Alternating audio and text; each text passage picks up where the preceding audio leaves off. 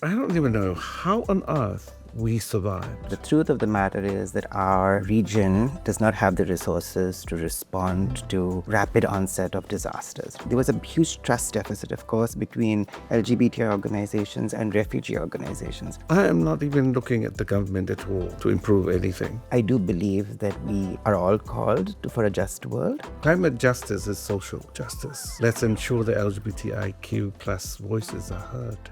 Hello and welcome. I'm Conor Clark, the content editor at Gaystar News. Today we're going to be talking about something really important to us all: climate change. What a lot of people don't understand is that climate change has many intersectionalities with LGBTQ+ rights, especially in various regions around the globe. We're here today with two of the organisations that GiveOut has worked directly with to help fund the amazing work they do in their respective regions. Now, if you haven't heard of GiveOut, it helps fund incredible work all over the world from LGBTQ+ organisations that need our support. If you both want to introduce yourselves and maybe tell us a little bit about where you both work. Malalele, my name is Joleen Mataele, and I'm from the Kingdom of Tonga, the last remaining kingdom in the Pacific. And I'm actually the co-founder and the executive director for the Tonga Leitis Association. It's the only LGBT network in the kingdom. And the work that we do is mostly, well, we started with HIV, but now we have gone from HIV to a more broader into human rights and now climate change and everything else. My name is Ryan Figueiredo. I'm from India originally. I've been in Thailand 10 years.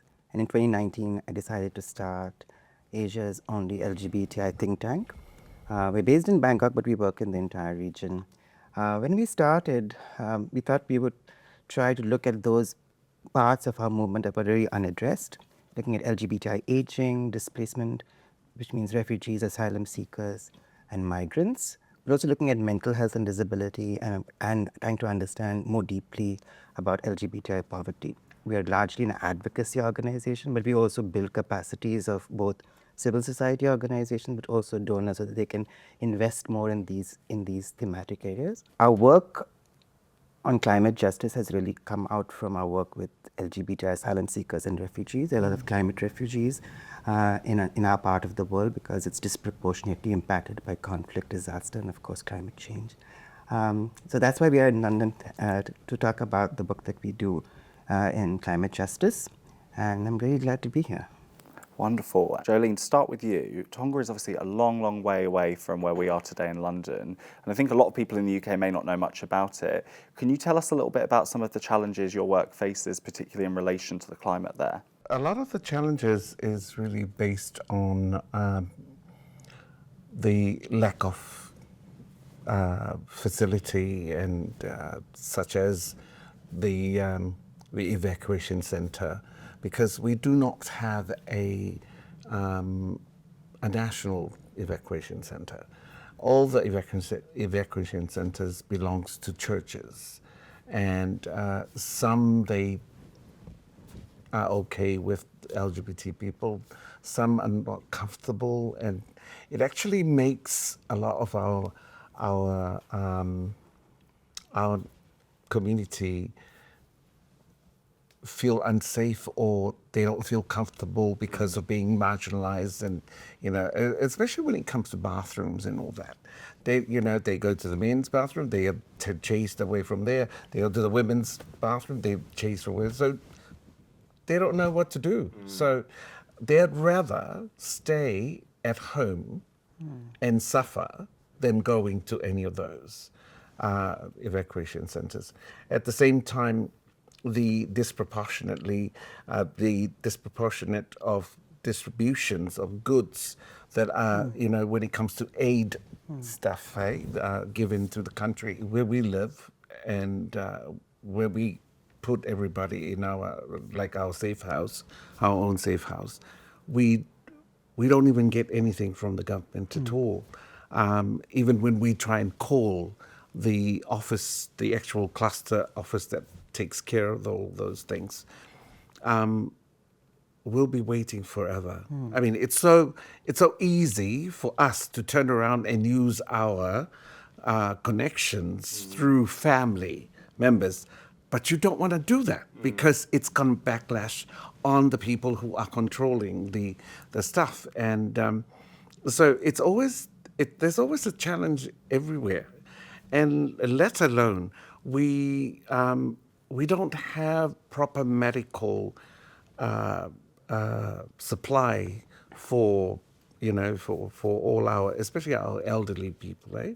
So what we've done really is more providing things from ourselves, taking money from the money that we have from either Miss Galaxy or some of the funds that we have, like unrestricted funds that we have, and supply the essential needs for our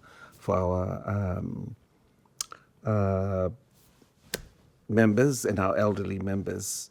And we were able to put together boxes of 72 hours dignity kit and distributed it to about 100 and something. And what would be in a dignity kit, if you don't mind me asking? T-shirts, lava, the wraparound, shampoo, conditioner, toothpaste, mosquito coil, everything that anybody needs, like even sugar, milk, tea, coffee, and whatever they can live on for the first 72 hours after the disaster, that is provided for them, eh? It's really interesting as someone from the UK, because we just don't face a lot of these issues, and it really speaks to the disparities that still exist around the world, depending on just where you're born, which no one has any control over.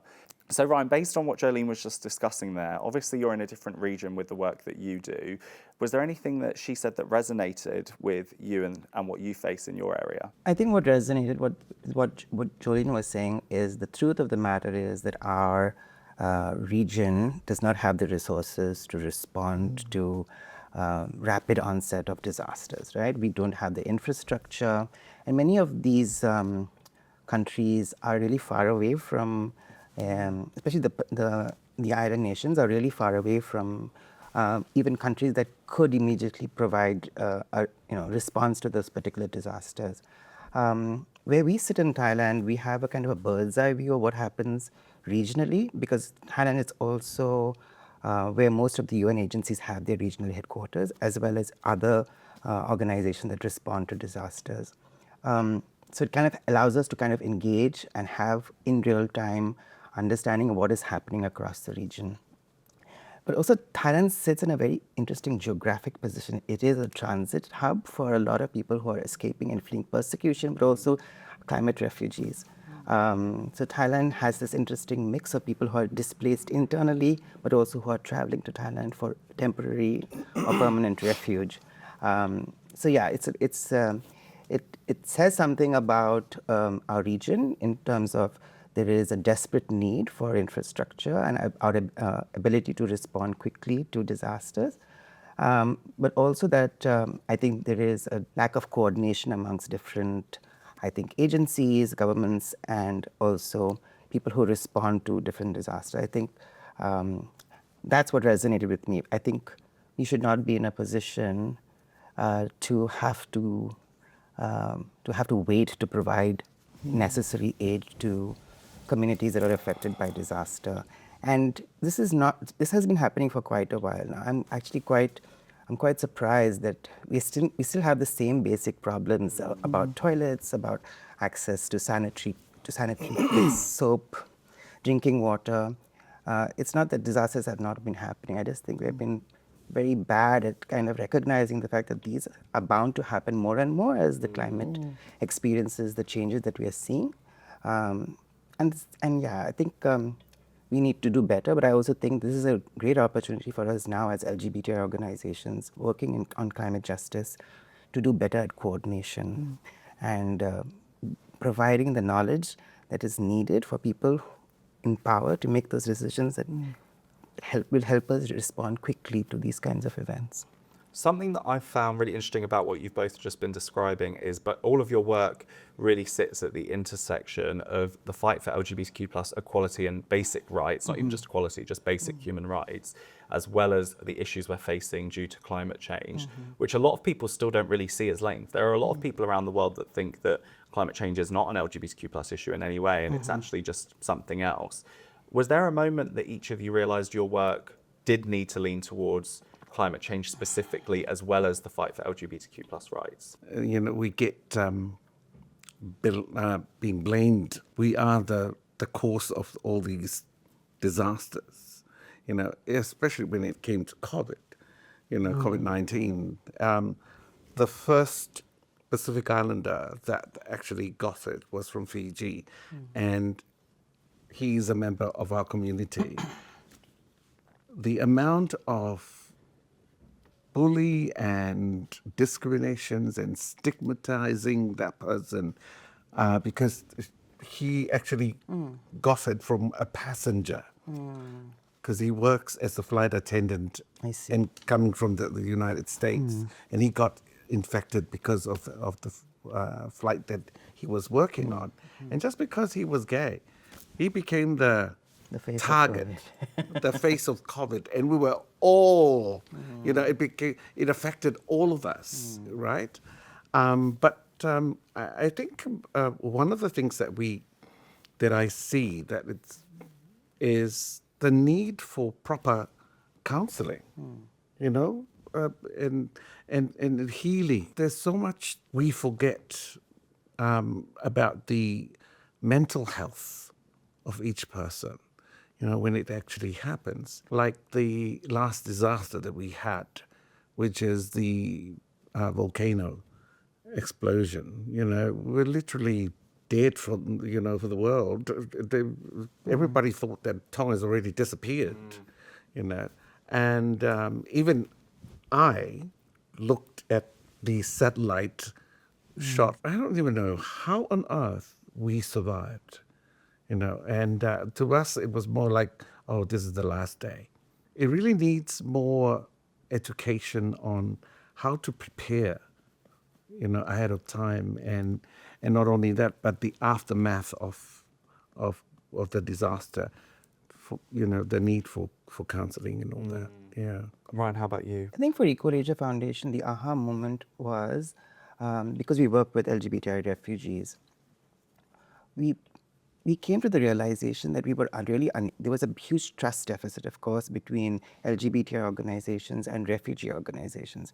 We didn't speak the same language, and the humanitarian sector has very specific language to address the different aspects of a response. And so we began thinking, why is it that we probably had the same goal, but yet we could not speak the same language. It's very hard to get people in the room together to talk about the challenges that we were facing. And it was when somebody said, I think we should focus less on LGBTI rights and more about the rights of LGBTI people. That framing was very important for us, to be able to bring people from diverse movements around the table to discuss common good, right? So for us as an organization, that reframing of what we were after really helped us to break those walls between the different social justice movements, whether it's the trade unionists or the refugee rights movement, or even the women's rights movement. I think for a really long time, the LGBTI movement has been working in silos, and for a very good reason, right?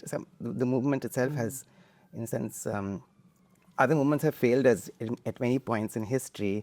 So I guess for us, I think it was really important for us to kind of find ways to build these connections across movements, so that we were not doing the same thing, or what is it called? We were not overlapping, and we were kind of being complementary as we were addressing these very complex polycrises that were happening in our region. I think COVID is a really good example of how we were experiencing social isolation. People were going back to their parents' houses or their provinces and were experiencing forced marriage or corrective rape, or just abuse from their families because they lost their jobs and they had to go back to their provinces. I think the other aha moment was there was such deep parallels between the impacts of COVID-19, which Could you call it a natural disaster? Perhaps.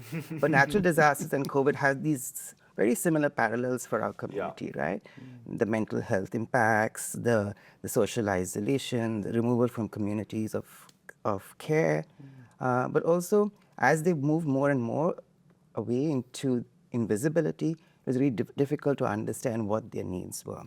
So we came to climate justice from a place of learning, being told off by other movements that we were not really bringing a multi-stakeholder perspective, and that climate justice work cannot happen in a climate of injustice. And what that meant for us is that we can't pick and choose our struggles. We need to align ourselves with the struggles of everybody else. And I think this was a big learning, and it's still a learning moment for us. How we do that is something that we are still struggling with, but it's become an imperative, right? Given the resources that have become much less now, but also because our own capacity to kind of address some of the very complex issues that our society is facing. So that is where we come from. And then we began to realize that, yes, there is conversations to be had in climate justice about aging, about disability, about mental health, about poverty and livelihoods. So that's, I wish I could give you a more concise answer, but I think looking at the multifaceted approach of our lives as LGBTI persons in the region, we have to touch on all these dimensions in order to make, some sense of climate justice work. I think a part of the problem too that we had was, because of what happened, the eruption, it actually ruined every single resort and the tourist industry. The hospitality industry, was totally down, and we lost a lot of jobs, but especially the LGBT people. Because of that, the seasonal work jobs in Australia and New Zealand became a priority for them. So it took our members away from Tonga, and they go and work, and some of them even seek asylum over there. Wow. Because of the economy. They have to supply. Some of them are the breadwinners of their families, and we lost them. We've lost a lot of our volunteers. I lost a lot of our young ones that actually had good jobs in the industry, hospitality industry, and we don't have the manpower for the work that we do, that we need to do. It's because that's what happens when all these disasters happens. They have to go and find a life. Joleen, can I ask you, regarding the eruption specifically, because it sounds like for you that was a major turning point in not just work, but your life as well, Is there hope on the horizon that the things you've described will change or improve? Is there anything that is giving you hope that this will improve soon? I am not even looking at the government at all to improve anything. If they are doing something, it might come when I'm on my wheelchair, hopefully. Not. But, and that's the reason why the Tonga Leitis Association has stood up to do things on their own, to supply, to care, to look after our members. If we have to wait for others to do things for us, that will never happen. We see it through the past disasters, the cyclones, the eruption, the earthquakes, and all that we've experienced. Nobody will do it unless we do it ourselves. It's a learning lesson for us and for our younger generation to not to wait, to stand up and work for it and do it, because nobody's going to come and do it for us, right? It's only our people that will do things for our own community, because we do understand their needs. Well, what you were just describing is really interesting, because it's true of climate change, but it's also true of LGBTQ plus rights. And I think that's where we're getting at this intersection that you've both lived and experienced a lot more than a lot of other people may have, is that climate change human rights, democracy, they're all very intertwined. What would your advice be? Because as you said, Joleen, you're maybe not even looking to the government anymore. You're now maybe more focused on the community response. What would your advice be to LGBTQ plus organizations around the world struggling to get their voices heard in these difficult conversations that aren't always being had? Maybe Ryan, should we start with you? My advice would be, and advice that I should take more seriously myself, is at a local level, trying to build alliances with other social justice movements. And I think this is important for two reasons. One is that we will learn strategies that these social justice movements have been using for a really long time to mobilize, to strengthen their own networks, to reach very far and isolated communities. I'm thinking of the sex worker movement. I'm thinking of the trade unionists. There are so many strategies to be learned from. Not to say that we are also not sex workers and trade unionists, but also to say that there is a need to share strategies to kind of talk about climate justice. And that is really hard work, because I feel we have been for a really long time funded by the HIV response that we're unable to kind of think beyond those paradigms. It has kind of also it's also kind of, in a sense, is the expression hamstrung us, because the nature of HIV funding has kind of not allowed us to see beyond those parameters and think of other ways of organizing, other ways of reaching out and communicating. And so there's a lot of learning to be done. It's a very steep learning curve. How we do that, I think it depends on where you are in the region and what context you're in. And enter the conversation based on trusting the intent of the other social justice movement. I think there is so much of trust deficit right now that we're unable to come together to kind of find common solutions. So, and also I think challenge leadership, demand for accountability, and make way for young voices. I think this is, what I would recommend. No, if you don't mind, I'm going to read it from my tablet, because I sort of wrote this down this morning, and I mean, to me, if only we can work together with everybody else, right? And we can ensure the climate policies and responses center the most vulnerable while uplifting the strength and contributions of diverse communities, women, LGBTI, disability, migrants, homeless, and so many others. So our call to action really is climate justice is social justice. Let's ensure the LGBTIQ plus voices are heard, valued and empowered in the fight against climate change. And you cannot do it alone. So just for us, you need to do it for everyone of us in respect of our sex, gender, religion, religious belief, economic status, and what our bodies can and cannot do. And that is our call. I mean, it's an amazing one. And I think something that you're both proof of is there is this misconception, certainly in the UK, a country that is not as affected as others yet by climate change, that this is an issue that's a long way away, that isn't something we need to worry about yet, that, oh, we still have a long time to deal with it. But actually, we know that's not true. What would your message be to someone who is of that mindset that climate change isn't something we need to worry about right now, that it's something that we can deal with in 10 to 20 to 30 years? What would you say to those people? Believe that love will conquer all. And if you love a person because of, for the way he is or whatever he is or whatever gender he is, then the world would be a better place if you do that. When you respect and love another person, that's what will conquer everything. Because climate change and climate justice and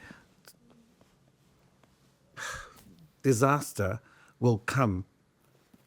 But if you don't love your community or love your family or love your neighbor, then there's no use, because at the end of the day, it's your neighbor that will come and assist you. It's your partner that will come and assist you. It's your siblings that will come. And if you don't respect each other, if you don't love each other, that's more a worse disaster than the actual disaster itself. So love each other. How about you, Ryan? I mean, the only way to kind of reach people who have really not experienced the impacts of climate change is to perhaps talk to them about the human experience. And I think the human experience is everyone shares the same loneliness, social isolation,